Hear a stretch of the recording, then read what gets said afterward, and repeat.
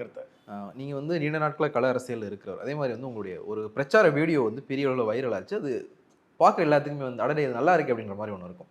சீரியலை பற்றி நீங்கள் பேசியிருப்பீங்க. நான் சீக்கிரம் பேசி முடிச்சிருவேன், நீங்கள் போய் சீரியல் பார்க்கலாம் அப்படின்னு சொல்லிட்டு மக்களோட வந்து கீழே இருக்கிற மக்களோட கனெக்ட் ஆகிற மாதிரியான ஒரு விஷயம். ஸோ கட்சி தொண்டர்கள், உங்கள் கட்சி தொண்டர்களை தாண்டி கூட்டணி கட்சி தொண்டர்களுடைய மனநிலையும் உங்களுக்கு தெரியும். இப்படிலாம் ஒரு பிரச்சனை இருக்குது. நம்ம எலெக்ஷன் வந்து நம்ம கண்ணுக்கு பார்க்குற தூரத்தில் எலெக்ஷன் வந்துருச்சு.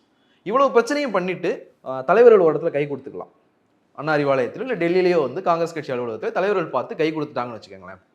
ஃபீல்டுக்கு போகும்போது தொண்டர்கள் இவங்க நம்ம கட்சியை பற்றி இப்படிலாம் பேசினாங்களே அப்படிங்கிற ஒரு எண்ணம் வந்துச்சுன்னா அது களத்தில் சிக்கல் தானே இருக்கும். சிலருக்கு வந்து நெருடலை ஏற்படுத்தும். ஆனால் ஒன்று தெரிஞ்சுங்க, என்னுடைய கட்சி தொண்டனுடைய உணர்வுகளையும் நான் பிரதிபலிச்சு தான் ஆகணும். நான் வந்து என்னுடைய கட்சி தொண்டனுடைய உணர்வுகளை பிரதிபலிக்கவே மாட்டேன். ஏதோ ஒரு லார்ஜர் ரிலேஷன்ஷிப்புக்காக நீங்கள்லாம் சப்ரஸ்டாக இருக்குன்னு சொல்ல முடியாதுல்ல. அவர்களுடைய ஏக்கம், அவர்களுடைய எதிர்பார்ப்புகளையும் நான் வந்து குரல் கொடுத்து தான் ஆகணும். எங்கள் கட்சியில் பிரதிநிதிகள் வந்து எங்கள் கட்சி தொண்டனுடைய குரலுக்கு எப்படி நாங்கள் பிரதிநிதித்துவம் கொடுக்காமையோ முக்கியத்துவம் கொடுக்காமையோ இருக்கணும். We have to reflect their view also. அவங்க எப்படி அவங்களுடைய கட்சி தொண்டனுடைய கருத்தை வந்து அவங்க தலைமை வந்து வெளிப்படுத்திக்கிறதோ அதே மாதிரி நாங்களும் வெளிப்படுத்தி தான் ஆகணும். எங்கள் கட்சியில் எதிர்பார்ப்புகள் இருக்குது. இது யதார்த்த எதிர்பார்ப்புகள், ஒன்றும் புதிதான எதிர்பார்ப்புகள் கிடையாது.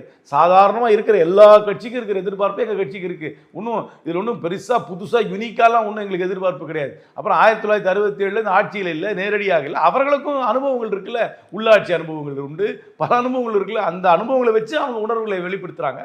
சிலர் வந்து கொஞ்சம் அன்டிப்ளமேட்டிக்காக இருக்கலாம், நான் இல்லைன்னு சொல்லலை. ஆனால் அந்த உணர்வுகளை நான் எப்படி மதிக்காமல் இருக்கிறது? நான் மதிச்சு தான் ஆகணும். அதுக்கும் நான் ரிஃப்ளெக்ட் பண்ணி தான் ஆகணும். அதை பற்றி நான் யோசிக்கவே மாட்டேன், அதுக்கு ஒரு வடிவம் கொடுக்கவே மாட்டேன், அதுக்கு ஒரு டிப்ளமேட்டிக் ஸ்ட்ரக்சர் கொடுக்க மாட்டேன். நான் எப்படி சொல்கிறது? நான் கொடுத்து தான் ஆகணும். இப்போது தமிழ்நாட்டில் இருக்கிற